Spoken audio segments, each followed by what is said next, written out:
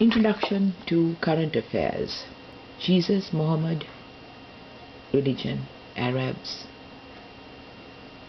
and the messages that we receive, communication. Do you realize that the blind, the deaf, the dumb, plants, animals, and fish are the only disabled, but I consider enabled living creatures on this planet? They can do no evil, they can see no evil, they can hear no evil. They cannot convey hate. They survive with infinite faith in the creator of water. They cannot carry guns, nor can they be violent. Autistic children, Down syndrome children, born without arms and legs, don't blame the creator of water, but blame the chemicals put into your water by organizations worldwide who dump the petrocarbon into the streams and rivers. Water flows everywhere, some polluted, tainted by hands that write and politicians who speak. Osama bin Laden was killed because he was a terrorist. What of Obama? Just one letter, change from B to S, same culture, same creed, same religion, same purpose. Not of the same race, but of the same idea. These categories in people and children can covet, but that ends there. The phrase, none are so blind that those who cannot see the world today, ignorance, it is a metaphor to mean those who have all of these facilities but do everything that is wrong, but see no evil in what they do. A sperm gone wrong? As my father said, who was an anatomy professor, 1 inch lower is what the world is today. A very shirty business. Current affairs deals with the constant confusion in not only the English language but the concept of religion. We have got a Californian politician, a female, saying that Americans are racist because of the fact that they don't want the Sharia law in America. How can you call a person who is a racist a person who is against religion? There is a bigot who has got an opposing view or an opposite view to whatever is currently thought by people of any race, nationality, creed or religion. Then there are people who are xenophobic, and then there are people who are Islamophobic, and that has nothing whatsoever to do with Islam. It is the practice of a religion by the people, and they are unfortunately Arabs and they are Muslims. If you look at what they have done to us and the society which they try to rule with their regulations of convert or die or I will kill you, that is Islamophobia, because the fact that the religion is practiced by the people of today who are in that religion. You can't call an American race racist because they don't want the Sharia law in the United States. They're protecting themselves. They never had the Sharia law before, and the Sharia law is the concept of the Quran, which is or the biography of a Arab army general. So if the people start with a misunderstanding of the word, how can they possibly understand the idealism that goes behind the word? They cannot. You have got the German attempting to put a ban against the Islamic veil. There is no Islamic veil. It's an Arab veil. It's an Arab burqa and it's an Arab hijab. If you look at the pictures of Afghanistan in the 1970s, America in the 1970s, Europe in the 1970s, those people were devoid of any shame with regard to themselves. Then they try to bring the Sharia law, which is the control of women and the control of a race, to make them do the things that they want done in the name of their religion. Annihilate Earth, a movie, says it all. Our role, our rule is to wipe out the entire Western population and return it to the Arabs. How did the Arabs own it in the first place? They were not even in that area. So there are history books which they use to try and get back the world into an Arab race does not exist. The Tower of Babel, the division of sex and groups because of a language, and now the ignorance of the people because of a language. People should understand what a word means, the basic knowledge and comprehension of a social need. What is the social need? The social need is for peace. The social need is for harmony. The social need is for unity. The social need is recognizing that not we but us is the word of today.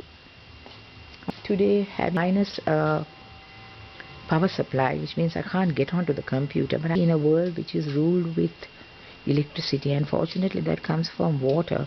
Just imagine what the world would be if we had light from oil. If we didn't have the sun that comes up every morning, where would we be? Where? This is where I think that people should understand and appreciate the creations of God to keep us devoid of the needs of other people. We have got our water heated now with electricity. The problem is that the well is running dry. We should bring back everything that we can. Today we are having the people drilling, and I don't know how they're doing it, but probably they're doing it with generators, and the generator is from diesel, and diesel is from petrol, and petrol is from oil, petrocarbon, solar power, water generation. You could bring back the water to this land. I have written so many videos on YouTube about the ulpats. They are ULPATHS, which are ground oozes, where water seeps through the earth and then comes to your property. If you're blessed with it, as I am, you have an ulpat which is right next door within your own land. You are blessed because you are blessed with water. I'll stop this now and I'll show you what the ulpat is like. What will grow here is grass.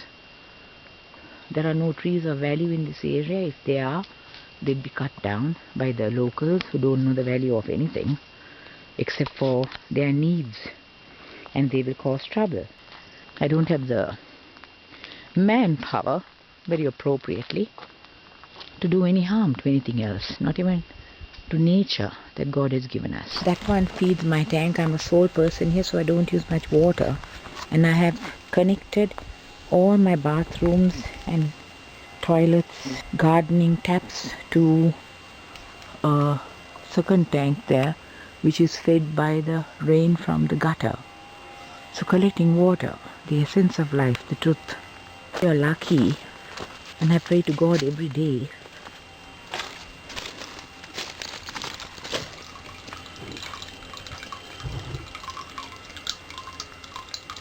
is to hear that trickle of water.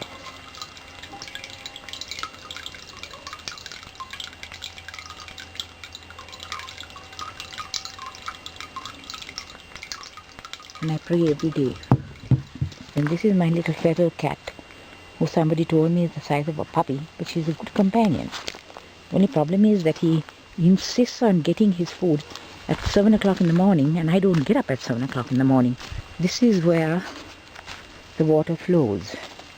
Can you see it?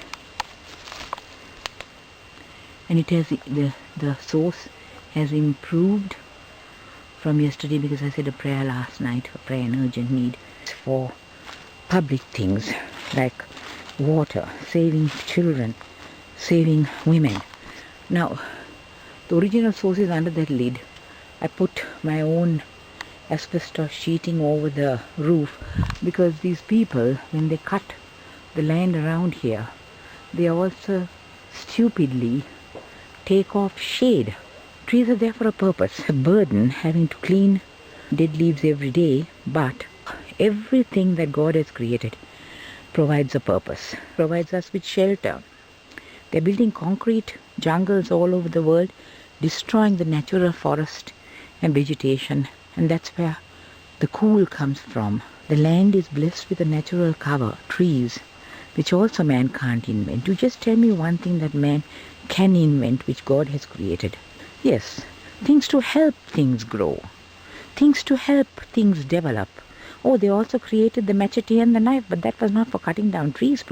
It was basically to cut wood and maybe make fire and cook your food, which is otherwise inedible.